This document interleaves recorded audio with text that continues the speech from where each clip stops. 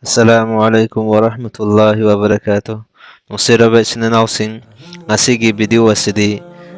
qayamatki matangda qayamatki akitujung laba namidadugi matangda wafung khara khangminnasi ahan basarukni video asina sangsara asigi aroiba mikub amasung sur khongbagi matangda khangminnasi qayamat karamba mawongda oigani. Hadrat Abu Hurairah radhiyallahu ta'ala anhu na paudamli madudi athoiba nabi huzur akram sallallahu alaihi wasallam na aikoida sumna wafam thambirammi Allah tabarak ta'ala na pitribi laimai amasung nungdon atya sembal loiraba matungda sur semlaga Hazrat Israfil alaihi salam da piki madubu Hazrat Israfil alaihi salam na machinda haptuna Arash ki maigayda yengduna karamba matamda Allah na sur khong na yathang pirakadauribano pirakpaga khong lage haiduna ngaiduna lay aina hangatchay o Allah ki Rasul sallallahu alaihi wasallam surgi asengba sikarino kari pasakno pakum bibirai madu sing machi amani aina mu hangatchay madubu karamba machino haina pakum bibiraki madu yamna chawwa machi amani magi ahoba makul adu petribi laimai amasung nungdon atiyagi pak chawwa asiga managani madu ahumlak khongani ahanba khokong adu pakhatnanabagidamakta oigani aduga anisuba khokong aduna sinanabagidamakta oigani amasung ahum suba khokong aduna Allahgi mamangda leplunabagidamakta oigani. Allah tabarak ta'ala na Hazrat Israfil bu ahan ba khokong adu khong na ba yathang dawgani asumna yathang bigani pakhat na ba khokong adu khongu haina hairiba makhol adu taraga Allah na kanbikraba sing nattana zamin amasung asman da laiba khudingmak pakhat nagani makoy sing adu kigani Allah tabarak ta'ala na Hazrat Israfil da sura adu sang na khong na ba yathang pigani madu dagi marakta lepta bida sura do sang na khongani masigi matang da Allah tabarak ta'ala na Quran Karim da sumna haibidi aduga makoina atai karim tabungai de akan ba kholaw amatang nattana madu lakrabada panthaba lairaroi ngahak tang fauba adugi matung dadi jingsang na pomsing nong mapaigum na chatpa haurak-lagani aduga laingoi mapaigum on khragani amasung pitribi laimai asina magi manungda laiba posak khudingmakka kanna ninglakkani amasung samudragi iraida iraknaraba hi amagum ithakki safuna nungsit amasung mangonda tungliba mipung khudingmakka maigai khangda ungduna laibagum oikhragani natragana yumthakta yanduna thamba thongmai lartenna nungsitna humba maigaida humbagum oiragani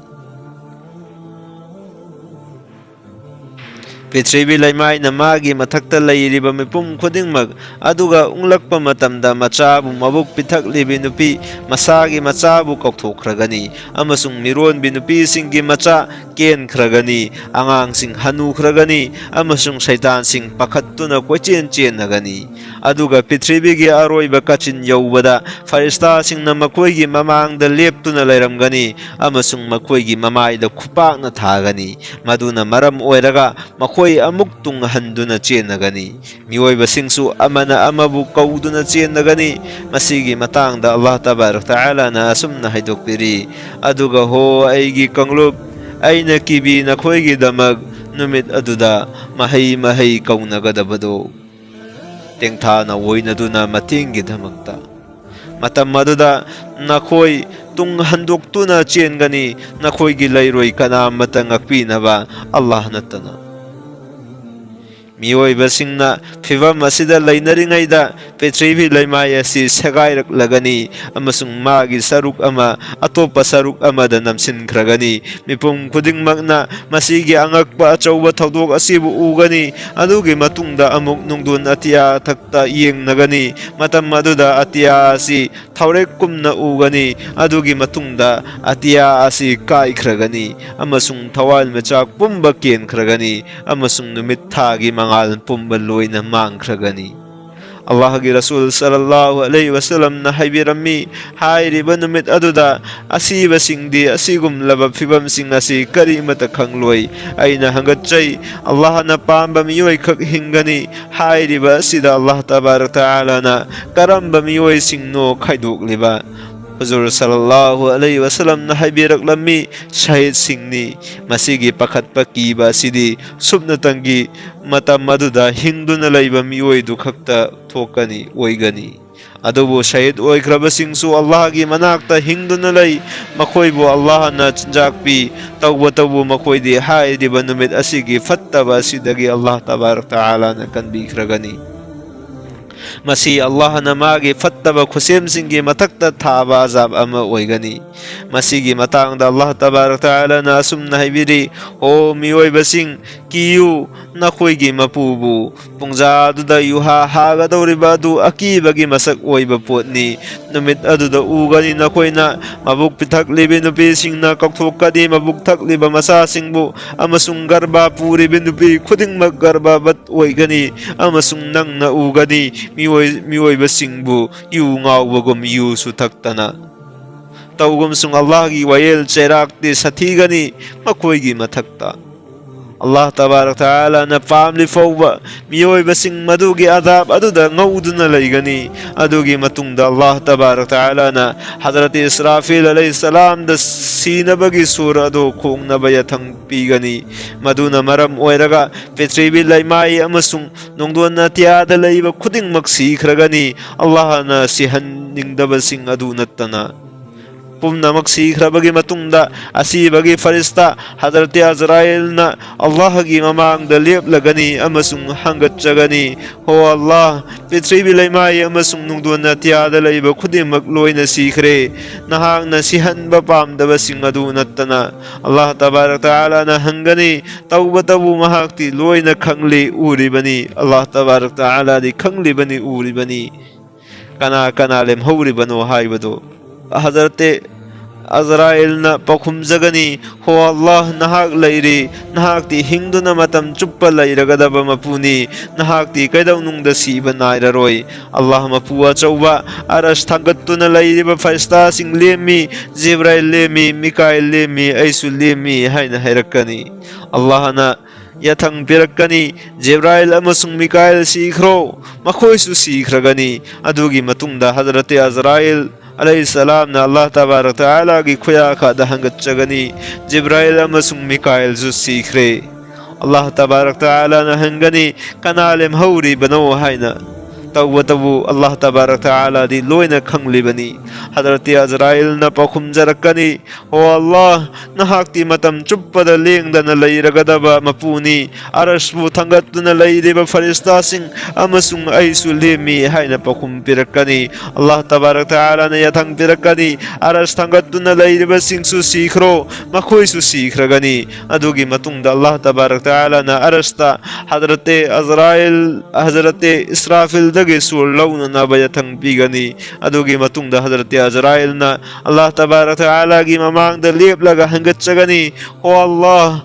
arash thangattuna lairamba farista singsu sikhre haina pakhum pirakani Allah tabarak taala na hangani kana kana lem hauri bano tawwa tabu Allah tabarak taala di loina khanglibani kana lem hauri haiba sisu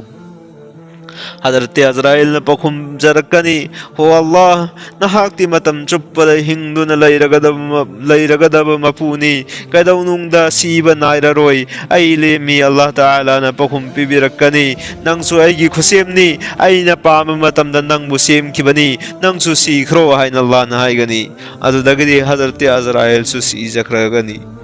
Allah tabarak taala nattana kanasu lem haudraba pumnamak sikhraba matungda Allah tabarak taala na pitribi laimai amasung nungdon na tiya sibu aiba chibu pubamna tasin bagum tasin gani amasung hai gani ay jabbarni kanagi sasannu ngasi kanagi sasannu ngasi ahumla wahang ngasi hangani masigi pakhum kanamta na piraktrabada masana pakhum birakani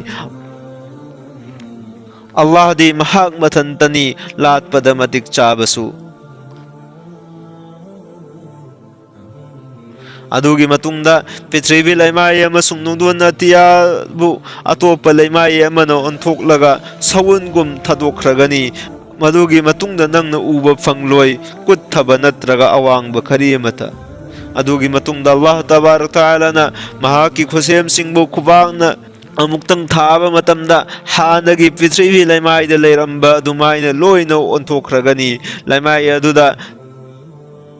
ꯇꯥꯈ꯭ꯔꯒꯅꯤ꯫ ꯂꯩꯅꯨꯡꯗ ꯂꯩꯔꯝꯕꯁꯤꯡꯅ ꯂꯩꯅꯨꯡꯗ, ꯂꯩꯃꯥꯏꯊꯛꯇ ꯂꯩꯔꯝꯕꯁꯤꯡꯅ ꯂꯩꯃꯥꯏꯊꯛꯇ ꯂꯩꯅꯈ꯭ꯔꯒꯅꯤ꯫ ꯑꯗꯨꯒꯤ ꯃꯇꯨꯡꯗ ꯑꯜꯂꯥꯍ ꯇꯕꯥꯔꯛ ꯇꯥꯂꯥꯅ ꯑꯔꯁꯀꯤ ꯃꯈꯥꯗꯒꯤ ꯏꯁꯤꯡ ꯍꯩꯊꯍꯟꯒꯅꯤ ꯑꯃꯁꯨꯡ ꯅꯣꯡꯗꯣꯟ ꯑꯇꯤꯌꯥꯗ ꯅꯣꯡ ꯆꯨꯊꯅꯕ ꯌꯥꯊꯪ ꯄꯤꯒꯅꯤ꯫ ꯅꯣꯡꯗꯣꯟ ꯑꯇꯤꯌꯥꯒꯤ ꯅꯨꯃꯤꯠ 90ꯅꯤ ꯆꯨꯞꯅ ꯅꯣꯡ ꯆꯨꯒꯅꯤ꯫ ꯃꯤꯄꯨꯝ ꯈꯨꯗꯤꯡꯃꯛꯇꯒꯤ ꯒꯖ 10 ꯋꯥꯡꯅ ꯏꯁꯤꯡ ꯊꯨꯝꯂꯕ ꯃꯇꯨꯡꯗ ꯍꯛꯆꯥꯡꯁꯤꯡꯕꯨ ꯑꯃꯨꯛ ꯍꯟꯅ ꯍꯧꯒꯠꯅꯕ ꯌꯥꯊꯪ ꯄꯤꯒꯅꯤ꯫ ꯃꯇꯝ ꯑꯗꯨꯗ ꯍꯛꯆꯥꯡ ꯄꯨꯝꯕ ꯑꯁꯪꯕ ꯅꯥꯄꯤ ꯁꯤꯡꯕꯤꯅ ꯍꯧꯒꯠꯄꯒꯨꯝ ꯂꯩꯅꯨꯡꯗꯒꯤ ꯍꯧꯒꯠꯂꯛꯀꯅꯤ꯫ ꯃꯈꯣꯏꯒꯤ ꯍꯛꯆꯥꯡꯁꯤꯡ ꯑꯗꯨꯅ ꯁꯪꯁꯥꯔ ꯑꯁꯤꯗ ꯂꯩꯔꯝꯕ ꯑꯗꯨꯃꯥꯏꯅ ꯍꯧꯒꯠꯄ ꯂꯣꯏꯔꯕ ꯃꯇꯨꯡꯗ ꯑꯜꯂꯥꯍ ꯇꯕꯥꯔꯛ ꯇꯥꯂꯥꯅ ꯌꯥꯊꯪ ꯇꯧꯔꯛꯀꯅꯤ, ꯑꯔꯁ ꯊꯥꯡꯒꯠꯄ ꯐꯔꯤꯁꯇꯥꯁꯤꯡ ꯍꯤꯡꯒꯠꯂꯣ, ꯃꯈꯣꯏ ꯑꯃꯨꯛ ꯍꯤꯡꯒꯠꯂꯛꯀꯅꯤ꯫ ꯑꯗꯨꯒꯤ ꯃꯇꯨꯡꯗ ꯑꯜꯂꯥꯍ ꯇꯕꯥꯔꯛ ꯇꯥꯂꯥꯅ ꯍꯖꯔꯠ ꯏꯁ꯭ꯔꯥꯐꯤꯜꯗ ꯃꯆꯤꯟꯗ ꯁꯨꯔ ꯑꯗꯨ ꯍꯥꯞꯇꯨꯅ ꯊꯝꯅꯕ ꯌꯥꯊꯪ ꯄꯤꯔꯛꯀꯅꯤ꯫ ꯑꯗꯨꯒꯤ ꯃꯇꯨꯡꯗ ꯑꯃꯨꯛ ꯍꯖꯔꯠ ꯖꯤꯕ꯭ꯔꯥꯏꯜ ꯑꯃꯁꯨꯡ ꯏꯁ꯭ꯔꯥꯐꯤꯜ ꯍꯤꯡꯅꯕ ꯌꯥꯊꯪ ꯄꯤꯒꯅꯤ ꯑꯃꯁꯨꯡ ꯃꯈꯣꯏꯁꯨ ꯍꯤꯡꯂꯛꯀꯅꯤ꯫ ꯑꯗꯨꯒꯤ ꯃꯇꯨꯡꯗ ꯑꯜꯂꯥꯍ ꯇꯕꯥꯔꯛ ꯇꯥꯂꯥꯅ ꯊꯋꯥꯏꯁꯤꯡꯕꯨ ꯀꯧꯔꯛꯂꯒꯅꯤ꯫ ꯊꯋꯥꯏꯁꯤꯡꯕꯨ ꯑꯜꯂꯥꯍꯒꯤ ꯃꯃꯥꯡꯗ ꯂꯣꯏꯅ ꯂꯦꯞꯂꯔꯒꯅꯤ꯫ ꯃꯣꯃꯤꯟꯁꯤꯡꯒꯤ ꯊꯋꯥꯏ ꯅꯨꯔꯅ ꯉꯥꯟꯒꯅꯤ ꯑꯗꯨꯒ ꯀꯨꯐꯥꯔꯁꯤꯡꯒꯤ ꯊꯋꯥꯏꯅ ꯄꯨꯝꯃꯝ ꯃꯝꯒꯅꯤ꯫ ꯑꯜꯂꯥꯍ ꯇꯕꯥꯔꯛ ꯇꯥꯂꯥꯅ ꯊꯋꯥꯏ ꯈꯨꯗꯤꯡꯃꯛ ꯑꯗꯨꯕꯨ ꯃꯁꯥꯒꯤ ꯈꯨꯕꯝꯗ ꯂꯣꯏꯅ ꯄꯩꯁꯤꯟꯗꯨꯅ ꯁꯨꯔ ꯃꯅꯨꯡꯗ ꯊꯥꯖꯤꯟꯈ꯭ꯔꯒꯅꯤ꯫ ꯑꯗꯨꯒꯤ ꯃꯇꯨꯡꯗ ꯑꯜꯂꯥꯍ ꯇꯕꯥꯔꯛ ꯇꯥꯂꯥꯅ ꯍꯖꯔꯠ ꯏꯁ꯭ꯔꯥꯐꯤꯜꯗ ꯀꯕꯔꯗꯒꯤ ꯍꯧꯒꯠꯅꯕ ꯁꯨꯔ ꯈꯣꯡꯅꯕ ꯌꯥꯊꯪ ꯄꯤꯒꯅꯤ꯫ ꯁꯨꯔ ꯑꯗꯨ ꯈꯣꯡꯂꯛꯄ ꯃꯇꯝꯗ ꯊꯋꯥꯏ ꯄꯨꯝꯕ ꯍꯌꯤꯡ ꯈꯣꯏꯅ ꯄꯥꯏꯊꯔꯛꯄꯒꯨꯝ ꯄꯥꯏꯊꯔꯛꯂꯒꯅꯤ ꯑꯃꯁꯨꯡ ꯄ꯭ꯔꯤꯊꯤꯕꯤ ꯂꯩꯃꯥꯏ ꯑꯃꯁꯨꯡ ꯅꯣꯡꯗꯣꯟ ꯑꯇꯤꯌꯥꯒꯤ ꯑꯍꯥꯡꯕ ꯄꯨꯝꯅꯃꯛ ꯊꯋꯥꯏꯁꯤng ꯑꯗꯨꯅ ꯐꯨꯟꯈ꯭ꯔꯒꯅꯤ꯫ ꯑꯜꯂꯥꯍ ꯇꯕꯥꯔꯛ ꯇꯥꯂꯥꯅ ꯍꯥꯏꯔꯛꯀꯅꯤ, ꯑꯩꯒꯤ ꯆꯥꯎꯕ ꯉꯟꯕ ꯑꯃꯁꯨꯡ ꯂꯥꯈꯠꯄ ꯉꯝꯕꯒꯤ ꯀꯁꯝ ꯆꯥꯗꯨꯅ ꯍꯥꯏꯔꯤꯕꯅꯤ, ꯊꯋꯥꯏ ꯈꯨꯗꯤꯡꯃꯛ ꯃꯁꯥ ꯃꯁꯥꯒꯤ ꯍꯛꯆꯥꯡꯗ ꯍꯟꯖꯤꯟꯈ꯭ꯔꯣ꯫ ꯊꯋꯥꯏ ꯈꯨꯗꯤꯡꯃꯛ ꯅꯥꯇꯣꯟꯂꯣꯝꯗꯒꯤ ꯃꯁꯥ ꯃꯁꯥꯒꯤ ꯍꯛꯆꯥꯡꯗ ꯆꯪꯈ꯭ꯔꯒꯅꯤ ꯑꯃꯁꯨꯡ ꯂꯤꯟ ꯃꯍꯨꯅ ꯍꯛꯆꯥꯡꯒꯤ ꯀꯌꯥꯠ ꯈꯨꯗꯤꯡꯃꯛꯇ ꯁꯟꯗꯣꯛꯄꯒꯨꯝ ꯊꯋꯥꯏ ꯑꯗꯨ ꯍꯛꯆꯥꯡ ꯊꯨꯡꯅ ꯆꯦꯟꯒꯅꯤ꯫ ꯑꯗꯨꯒꯤ ꯃꯇꯨꯡꯗ ꯅꯈꯣꯏꯒꯤ ꯀꯕꯔꯁꯤꯡꯗꯒꯤ ꯂꯩꯃꯥꯏ ꯑꯗꯨ ꯍꯥꯡꯗꯣꯛꯈ꯭ꯔꯒꯅꯤ ꯑꯃꯁꯨꯡ ꯄ꯭ꯔꯤꯊꯤꯕꯤ ꯂꯩꯃꯥꯏꯗꯒꯤ ꯈ꯭ꯋꯥꯏꯗꯒꯤ ꯍꯥꯟꯅ ꯑꯩ ꯏꯁꯥꯒꯤ ꯀꯕꯔꯗꯒꯤ ꯍꯧꯒꯠꯂꯛꯀꯅꯤ꯫ ꯑꯗꯨꯒꯤ ꯃꯇꯨꯡꯗ ꯅꯈꯣꯏꯁꯨ ꯀꯕꯔꯗꯒꯤ ꯍꯧꯒꯠꯂꯛꯀꯅꯤ꯫ ꯍꯥꯊꯨ ꯍꯥꯊꯨ ꯑꯜꯂꯥꯍꯒꯤ ꯃꯃꯥꯡꯗ ꯂꯦꯞꯂꯨꯒꯅꯤ꯫ ꯃꯃꯤꯠꯁꯤꯡ ꯂꯨꯛꯊꯗꯨꯅ ꯊꯣꯔꯛꯀꯅꯤ, ꯃꯈꯣꯏ ꯃꯈꯣꯏꯒꯤ ꯃꯣꯡꯐꯝꯁꯤꯡꯗꯒꯤ ꯀꯧꯖꯦꯡꯁꯤꯡ ꯀꯣꯏꯆꯥꯏ ꯆꯥꯏꯅꯕꯒꯨꯝ꯫ ꯇꯥꯐꯤꯡ ꯇꯥꯐꯤꯡ ꯆꯦꯟꯁꯤꯟꯒꯅꯤ ꯑꯀꯧꯕꯒꯤ ꯃꯥꯏꯀꯩꯔꯣꯝꯗ꯫ ꯑꯆꯨꯝꯕ ꯊꯥꯖꯕꯁꯤꯡꯅ ꯍꯥꯏꯒꯅꯤ, ꯃꯁꯤ ꯑꯋꯥꯕꯒꯤ ꯅꯨꯃꯤꯠꯅꯤ, ꯅꯈꯣꯏꯒꯤ ꯅꯈꯣꯡꯗ ꯀꯔꯤꯃꯠꯇ ꯇꯣꯡꯂꯣꯏ, ꯅꯁꯥꯗ ꯐꯤ ꯑꯃꯐꯥꯎꯕ ꯊꯣꯡꯂꯣꯏ, ꯈꯠꯅ ꯇꯧꯔꯣꯏ꯫ ꯑꯗꯨꯒꯤ ꯃꯇꯨꯡꯗ ꯆꯍꯤ 70 ꯃꯐꯝ ꯑꯃꯈꯛꯇꯗ ꯅꯈꯣꯏ ꯂꯦꯞꯇꯨꯅ ꯂꯩꯒꯅꯤ꯫ ꯃꯇꯝ ꯑꯗꯨꯗ ꯑꯜꯂꯥꯍ ꯇꯕꯥꯔꯛ ꯇꯥꯂꯥꯅ ꯅꯈꯣꯏꯒꯤ ꯃꯥꯏꯀꯩꯗꯁꯨ ꯌꯦꯡꯂꯣꯏ ꯑꯃꯁꯨꯡ ꯋꯥꯌꯦꯜ ꯑꯃꯐꯥꯎꯕꯁꯨ ꯇꯧꯔꯣꯏ꯫ ꯅꯈꯣꯏ ꯄꯤꯔꯥꯡ ꯁꯤꯟꯊꯗꯨꯅ ꯂꯩꯒꯅꯤ, ꯄꯤꯔꯥꯡ ꯁꯤꯟꯊꯃꯟꯕꯅ ꯅꯈꯣꯏꯒꯤ ꯄꯤꯔꯥꯡꯁꯨ ꯀꯪꯈ꯭ꯔꯒꯅꯤ꯫ ꯑꯗꯨꯒꯤ ꯃꯇꯨꯡꯗ ꯅꯈꯣꯏꯒꯤ ꯏ ꯄꯤꯔꯥꯡ ꯁꯤꯟꯊꯗꯨꯅ ꯀꯞꯀꯅꯤ꯫ ꯑꯗꯨꯒꯤ ꯃꯇꯨꯡꯗ ꯅꯈꯣꯏꯒꯤ ꯅꯁꯥꯗꯒꯤ ꯑꯗꯨꯛꯀꯤ ꯃꯇꯤꯛ ꯍꯨꯃꯥꯡ ꯊꯣꯛꯂꯛꯀꯅꯤ, ꯃꯗꯨꯒꯤ ꯍꯨꯃꯥꯡ ꯑꯗꯨꯅ ꯊꯨꯝꯗꯨꯅ ꯅꯈꯣꯏꯒꯤ ꯅꯆꯤꯟ ꯅꯠꯇ꯭ꯔꯒ ꯂꯩꯕꯛꯀꯤ ꯁꯝꯈꯣꯡ ꯌꯧꯒꯅꯤ꯫ ꯃꯇꯝ ꯑꯗꯨꯗ ꯅꯈꯣꯏ ꯂꯥꯎꯅꯔꯛꯀꯅꯤ ꯑꯃꯁꯨꯡ ꯍꯥꯏꯔꯛꯀꯅꯤ, ꯑꯩꯈꯣꯏꯒꯤ ꯃꯄꯨꯒꯤ ꯃꯃꯥꯡꯗ ꯑꯩꯈꯣꯏꯒꯤꯗꯃꯛꯇ ꯀꯅꯥꯅ ꯁꯐꯥꯑꯠ ꯇꯧꯕꯤꯒꯅꯤ, ꯋꯥꯅꯣꯝꯕꯤꯒꯅꯤ? ꯑꯩꯈꯣꯏꯒꯤꯗꯃꯛꯇ ꯑꯜꯂꯥꯍ ꯇꯕꯥꯔꯛ ꯇꯥꯂꯥꯅ ꯋꯥꯌꯦꯜ ꯕꯤꯆꯥꯔ ꯇꯧꯕꯤꯅꯅꯕꯒꯤꯗꯃꯛꯇ꯫ ꯑꯗꯨꯒꯤ ꯃꯇꯨꯡꯗ ꯃꯤꯑꯣꯏꯕꯁꯤꯡꯅ ꯃꯈꯣꯏ ꯃꯁꯦꯟ ꯍꯥꯏꯅꯒꯅꯤ, ꯑꯩꯈꯣꯏꯒꯤ ꯏꯄꯥ ꯑꯥꯗꯝ ꯅꯠꯇꯅ ꯃꯁꯤꯒꯤ ꯋꯥꯅꯣꯝ ꯋꯥꯊꯤꯟ ꯑꯁꯤꯒꯤꯗꯃꯛꯇ ꯀꯅꯥꯕꯨ ꯍꯦꯟꯅ ꯍꯛꯗꯥꯔ ꯑꯣꯏꯒꯅꯤ? ꯑꯜꯂꯥꯍ ꯇꯕꯥꯔꯛ ꯇꯥꯂꯥꯅ ꯃꯍꯥꯛꯄꯨ ꯃꯍꯥꯛꯀꯤ ꯃꯈꯨꯠꯃꯛꯅ ꯁꯦꯝꯈꯤꯕꯅꯤ ꯑꯃꯁꯨꯡ ꯃꯁꯥꯃꯛꯅ ꯊꯋꯥꯏꯁꯨ ꯍꯥꯞꯄꯤꯈ꯭ꯔꯤꯕꯅꯤ ꯑꯃꯁꯨꯡ sakka unaragasu wari sanakribani asumna mipum khudingmak Hazrati Adam alayhi salam gi manakta laknagani amasung safaat tawbinanabagidamagta haizagani adubu mahakna yarakloi amasung hairakani masigi thabag asidi gidamakta ai matik chade adugi matungda miyoibasing nabi khudingmakki manakta chatkani makoina chatluriba nabi khudingmak adugi manungdagi ama fawbana yabiraklaroi shafaat tawnanabagidamagta Allah gi Rasul sallallahu alaihi wasallam nahai kona thangda mipum khudingmak aigi inakta lakani aduga shafaat ki damakta makoina makoiga loina raga chatkani aduga maqame fahashta laklaga sajda tawduna laikhigani Hazrat Abu Hurairah radhiyallahu ta'ala anhu nahangatchai maqame fahash haibadi karino Rasulullah sallallahu alaihi wasallam na pakumbiraki maqame fahash haibadi Allah ta'ala gi arash fambal lairiba adugi mamangi mafam adubani Allah tabarak ta'ala na farista matharakani amasung aigi khudang pairaga herakani ho Muhammad aina hangatchagani ai yawruzarakle aigi mapu Allah tabarak ta'ala na herakani kari wano hayu tawu mahakdi loina khanglibani Allah di loina khanglibani aina hangatchagani ho Allah nahakna aina wanomba yahanbigani haiduna waripiki amasung aibu nahaki khusem singi damakta wanom janaba hak pibiki nahak haujikti wayel bichar tawbiro wayel bichar tawbiro nangna wanom zawadu yabira Allah ta'ala na harakani ay wayel tawba hauragare Rasulullah sallallahu alaihi wasallam na habirammi adugi matungda ay mayam gi manakta laklaga mayam ga lemin tanja sida ikhang haudana nongdon atiya daktagi akan ba khonjel amata ba fangani aduga atiya gi ahanba maronda leiba farista sing miwoiba sing amasung miwoiba amasung jina singi manakta kumlakkani makhoina pitribi laimai naksilakba matamda makhoigi nur haibadi mangal na pitribi laimai si pungan gani Farista sing adu laimaida thunglabaga pareng sana sangna lepkhigani aikhoina makhoida hangani aikhoigi mapu nakhoigi nanakta yaubra Farista sing na pakum pirakani yaude mahag hojik lengbirak lagani mawong asumna atiya maron khuding magtage hanna kumlak khiba farista sing adudagi saruk ani henna mathang kumlakkani kaina thangda Allah tabarak ta'ala na nong mapaigi urumda farista singgi marakta kumlakkani amasung janatta farista sing laigani madugi nakal singda chaithoktuna amasung makhoigi mathakta nipan pugani hojik araspu thangattuna thamliba farista asi marini makhoigi makhong lainunggi aroiba sarukta lai aduga petribi laimai amasung nungdon atia sina makhoigi makwang mapada tai amasung Allah gi pambal arashpuna makhoigi lengjumda thangattuna thammi araspu thangattuna thamliba farista sing aduna khonjel hauna Allah gi tasbih solli Allah tabarak ta'ala na apamba mafam amada mahaki phampham thamgani amasung khonjel hauna sumna hairakani jinna amasung miyoibagi kanglup sing aina nakhoibu semkhiba numit aduda ngasi fawba nakhoigi damakta tuminna laiduna lakli nakhoigi wadu tabu taduna lakli nakhoigi amal sing adu tabu yengduna lakli haujikti aigi wa tuminna taw masi nakhoigi amal sing register ni masibu nakhoi nasana pajau kanagumbana madugi manungdagi afabata fangbata badi Allah gi tawimal khangba phungdu aduga kanagumbana afaba ama fogba phangdraba adu oirabadi nasana nasabu chaijaba natna kanagumba ama fogba nganganu adugi matungda Allah tabarak ta'ala na jahannambu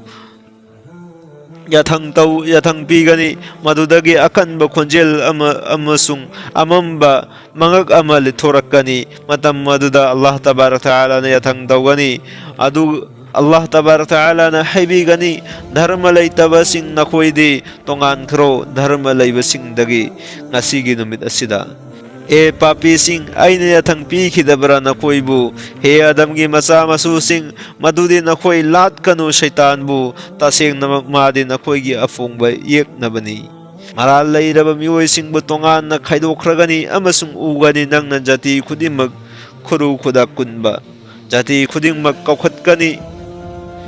makhoi tawjakhiba khudingmak adu yengnanabagidamakta adugi matungda Allah tabarak ta'ala na miyoiba amasung jannat taba magi atopa khusemgi marakta wayel tawbigani sasan amasung lamlakta sasingi wayel tawbigani kadai phugba wayel chumna tawgadage haiba matamda machi pandaba sagi phugba machi panba sadagi badala tawhangani Allah tabarak ta'ala na wayel asi tawbirabagi matungda sasan sing adugi apamba ama phugba lairaroi matam aduda Allah tabarak ta'ala na sasan sing aduda uful oikinaba yathang pigani makoi Allah gi yathangi matung inna uful oikragani matam aduda kafir sing na makoi su uful onjaram labadi haiduna khalakani adugi matungda Allah tabarak ta'ala na magi manai singi wayel tawbigani khwaidagi hana igi wayel tawbigani jihad ta hatkraba kufar khudingmakpu Allah gi mamangda puthorakkani Allah tabarak ta'ala na yathang tawba matamda makhoi makok nongkhattuna Allah ta'ala gi wayel sangda puthoraklagani matam maduda makhoi gi singli singnau singdagi i tap tagani jihad ta hatkraba kafiraduna Allah gi mamangda tengthaduna hairakani ho Allah aibu mujahid Allah gi damakta lan suknaba mi asina karigi hatpano Allah tabarak ta'ala na mujahid aduda hangani tawbatabu mahakti loinamak khanglibani fazana khanglibani nangna mabu karigi hatpano haibado hangatchagani Allah mapu achauba aina mabu nahaki dharma asina mathak thangduna lainaba hatpani Allah tabarak ta'ala na haigani nangna chumba haire adugi matungda Allah tabarak ta'ala na mujahid adugi maithong adubu numitki mangal dagisu hen nang alhan kragani amasung faristabu farista singda jannatta puduna chalhan kragani adugi matungda Allah tabarak ta'ala na maralaitana hatpi krabasing aduda yathang bigani maduna makhoi gi makok sing nongkhattuna Allah tabarak ta'ala gi wayel sangda phibam asida thunglaragani madudi makhoi singli singnau singdagi i tap tagani maralaitana hatpi krabami aduna Allah tabarak ta'ala da hangatchagani ho Allah adugi miway aduna aibu kari maramgi damakta hatpi khibano Allah tabarak ta'ala na mihat pa aduda hangani nangna mabu karigi hat khibano mihat pa aduna hairakani aina mabu aigi zat phangnaba amasung aina ngamba saknaba hat khibani Allah tabarak ta'ala na haibirakani ngasi nangdi mang taklabani adugi matungda maral laitana hatok pikraba miway adugi muhutta masu amuk hatlagani amasung otpi nabi khiba khudingmakki laman lawgani adugi matungda Allah tabarak ta'ala na pamlabadi mabu azab tawduna thamkragani mahakna pamlagana thawjal tawbikragani adugi matungda Allah tabarak ta'ala na lemhawriba magi khusem sing adugi wayel tawbigani kanagumba ama fawbagi kanagumba ama fawbada laman ama fawbatun halloi loina laman lawna hankragani amasung sanggomda ising yansinbasingda yathang pirakani sanggomda isingga tongan khaidu madugi matungda khonjel ama lakani hairiba khonjel asi jiba khudingmakna taba fangani khonjel aduna sumna hairakani Allahu lattabida atopa mapula lamba jati sing nasagi mapu sing duga lepminnau haina mifum khudingmakki mamangda ma na lamba mapusing adugi sakfam siem laga thoklak lagani farista ama buna hadrate uzair gi saktam da aduga farista ama buna hadrate isa bin maryam gi saktam da sem gani madubu ubada yahudi jeu amadi isai christian makhoi adigi matung da chatkigani hairiba mioi sing adu makhoi gi mapusing aduna makhoi bu jahannam gi megai da puduna chatkragani